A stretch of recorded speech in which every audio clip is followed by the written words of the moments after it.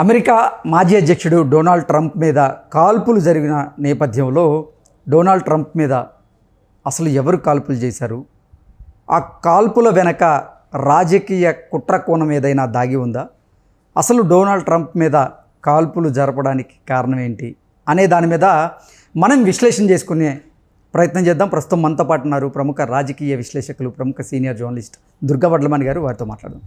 దుర్గారు, hi అండి. Hi అండి. దుర్గారు, ఎన్నికల ప్రచారంలో ఉన్నటువంటి డొనాల్డ్ ట్రంప్ మీద ఒక వ్యక్తి కాల్పులు జరిపారు.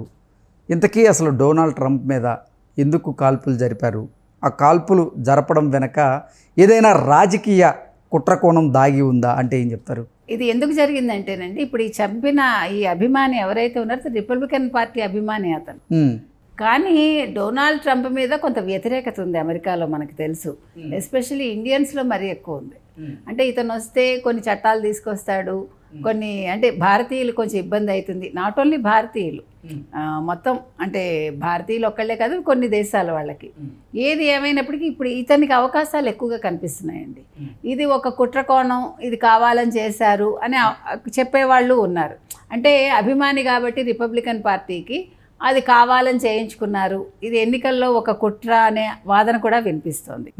మరో పక్క ఏంటంటే అసలు జో బైడెన్ని మనం చూసుకున్నామంటే ఆయన 80 ఏళ్ళు దాటిపోయి ఆయన అసలు ఇప్పుడు మర్చిపోతున్నాడు, ఆయన ఏం మాట్లాడుతున్నాడో ఆయనకే తెలియట్లేదు. అటువంటి వ్యక్తి అవసరమా అని అమెరికన్స్ కూడా అనుకుంటున్నారు ఇప్పుడు. అసలు లాస్ట్ టైమే అసలు ఇతను వస్తారని అనుకున్నారు, మనకు తెలుసు డొనాల్డ్ ట్రంపే వస్తారని.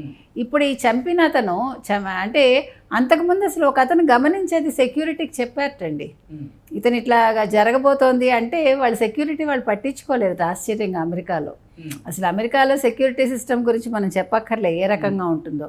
అంత సెక్యూరిటీ ఉండే చోట ఈ రకంగా జరగడం ఏంటి అని దీని మీద ఒక నెగిటివ్ కోణం కూడా వస్తుంది.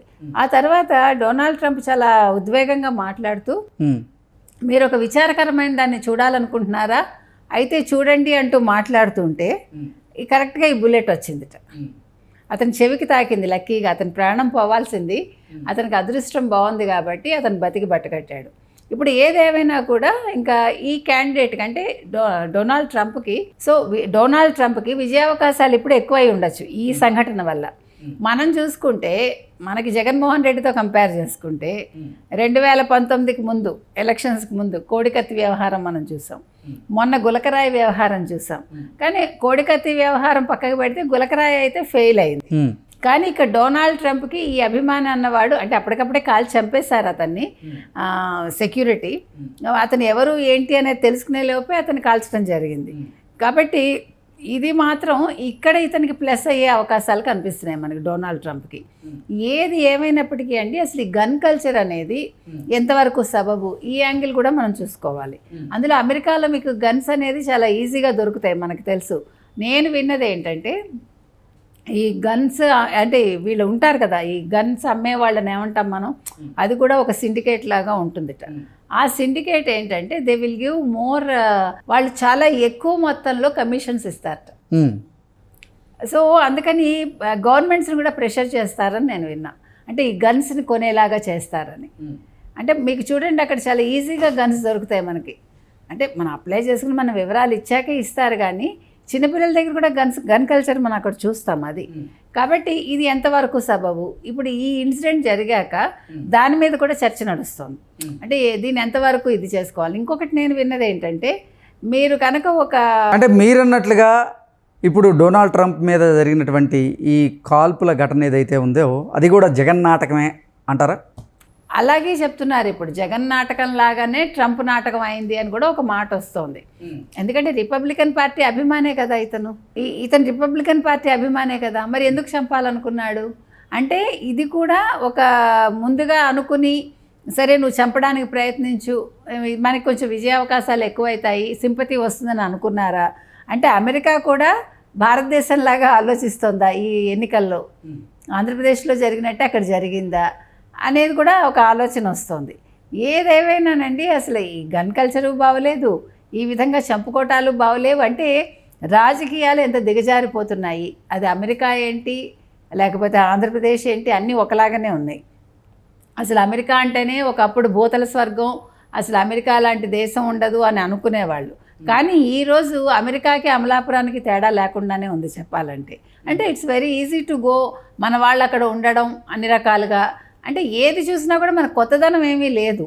ఈరోజు అమెరికా అంటే ఏమీ మనందరికీ కూడా అంత ఓహో అమెరికా అనే ఫీలింగ్ కూడా లేదు.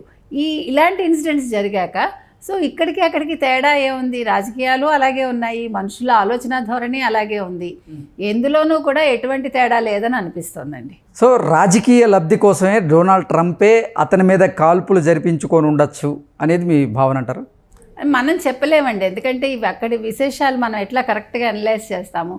కాకపోతే అట్లాంటి ఇది కూడా వస్తోంది, మనం సోషల్ మీడియాలో చూస్తున్నాం మనం. కాకపోతే జరగచ్చు జరగకపోవచ్చు. డొనాల్డ్ ట్రంప్కి అంత అవసరం ఉందా అంటే ఈ రకంగా చేయించుకుని అతను ఏదో సింపతి గెయిన్ చేసుకోవాల్సినంత అవసరం లేదు. ఎందుకంటే ఇప్పుడు ఉండే జో బైడెన్ పరిస్థితి చూస్తే ప్రజలు కొంచెం ఇతని వైపే మొగ్గు చూపుతున్నారని మాత్రం మనకు తెలుసు. ఎవరి వైపు? డొనాల్డ్ ట్రంప్ వైపు. కాబట్టి అతను చేసుకోవాల్సిన అవసరం ఏముంది అన్నది కూడా ఒక వాదన ఉంది.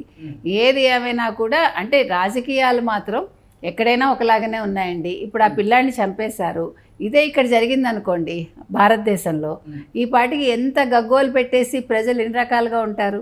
దాని నుంచి ఒక కులం కోణం తీస్తారు, ఒక కుట్ర కోణం తీస్తారు, రకరకాలుగా తీస్తారు.